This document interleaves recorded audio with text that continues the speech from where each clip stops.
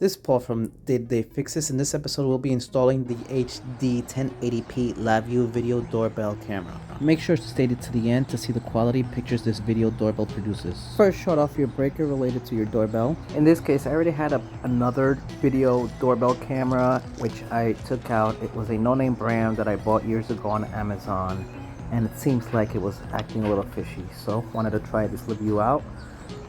This is the back plate. I will be reusing one of the holes, so that way all I have to do is just drill one more at the bottom. Here I just put the back plates against one of the existing holes and marked with my pencil where I'm going to be drilling the next hole. When drilling, make sure your bit is not bigger than your anchor.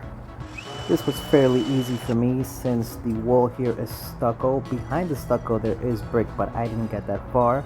Here is the wall plate for the video doorbell camera. There is an up notation noted on it, so that way we make sure we place it up. The bottom should have the security screw.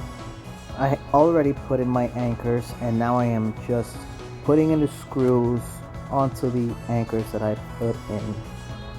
Now it's time to connect the wires. The colors that I have here are red and white. It doesn't matter which screw I screw it onto. The little hook should be placed the same way I will be tightening the screw. Here we go. So the hook is placed towards the right because the screw is tightened towards the right. Before I placed the wires, I did loosen up the screws slightly. Just make sure they don't fall. Alright. Here we have a USB and a SD card slot. I will put an affiliate link on my description for both the camera and the SD card that I used. You can't use just any SD card. You should be using one that is rated for video surveillance, and this is the best one that I've found online.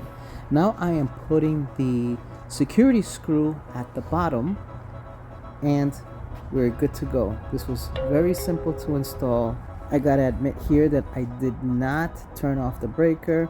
We are using low voltage here. Transformer that we should be using should be sending out anywhere between 16 to 24 volts AC.